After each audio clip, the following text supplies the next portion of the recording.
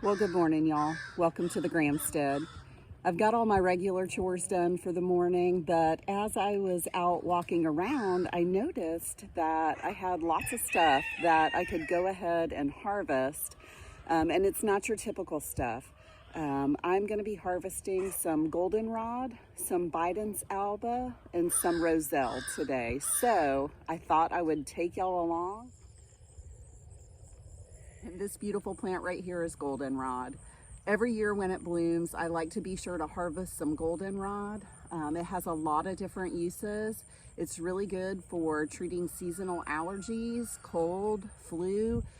It's also an anti-inflammatory, which makes it wonderful for treating urinary tract infections. It's a diuretic, so it does really good at just flushing out your system. I like to dry goldenrod. You can use it dried as a tea. That does really well for my son who gets respiratory infections a lot. A little bit of goldenrod tea always helps him kind of move through that process. So I definitely want to harvest some. I do want to make sure that I leave plenty for the bees because the bees love it as well. And I want it to go ahead and keep on returning year after year. So I'm going to go ahead and harvest some of this today. Not only can you dry it, you can also use it in tinctures. I made a tincture last year that was goldenrod, Biden's Alba, and elderberry. So it's like my powerhouse tincture.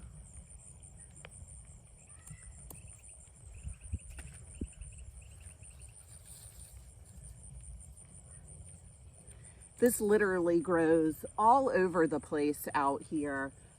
We're really lucky that we have such an abundance of it.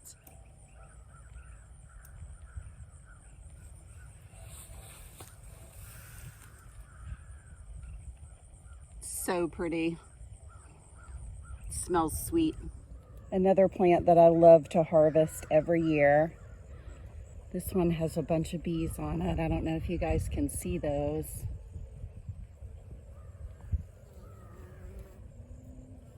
So you always want to make sure that you're leaving plenty for them because they do use the pollen off of this plant.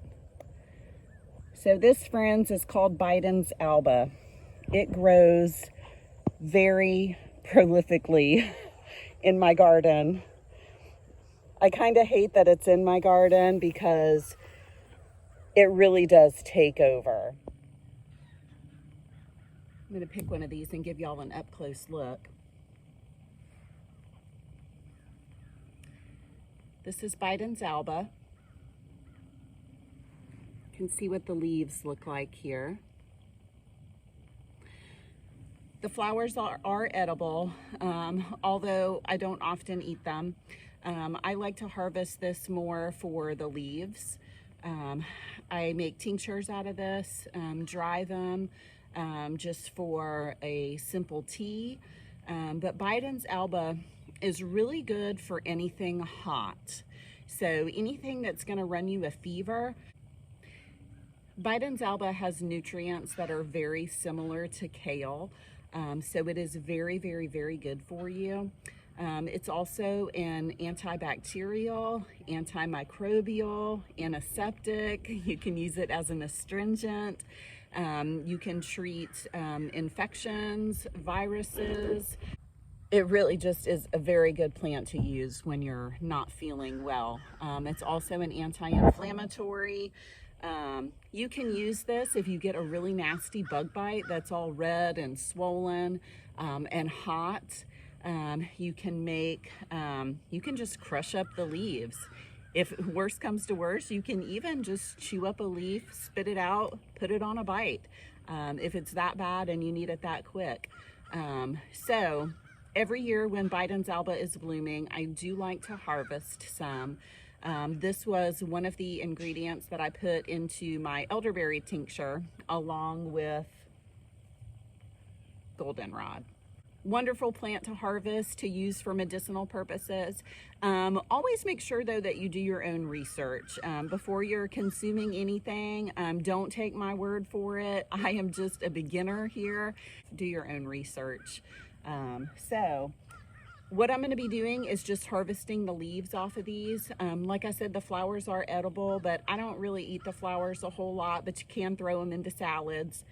You can eat these leaves raw. I have heard though that it is better to cook them to consume them, or dry them to use as a tea.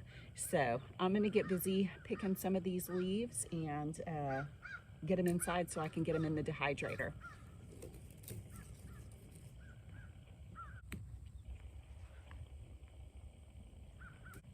And you want to go for the younger leaves. The younger leaves are going to be better.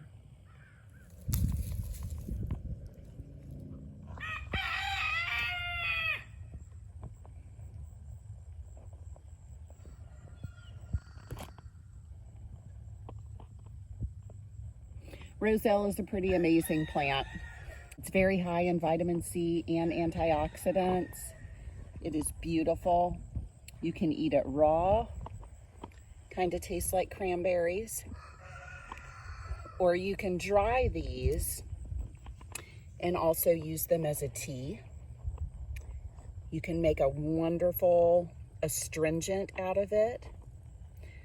Since it is so high in antioxidant, it's really good to add to any skincare products that you might be making at home. All right, so here's an up-close look at Roselle. This is the cranberry Roselle. It also comes in white. This is the first year that I've grown white Roselle.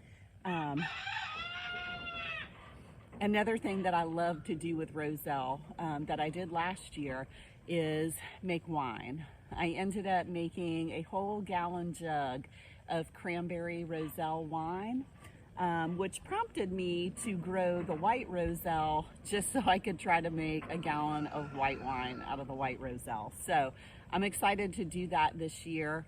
I'm gonna go ahead and get to harvesting this Roselle.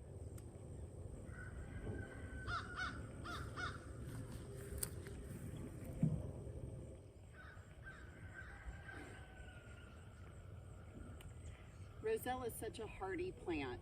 These Roselle plants right here actually survived my sheep coming through my garden and cleaning them out. The sheep completely ate these plants down before they started to bloom, and everything came right back, and we are gonna have a great harvest. Roselle grows really well in Florida. It loves the heat. It's literally the only thing going on in my garden right now. And it loves the sandy Florida soil.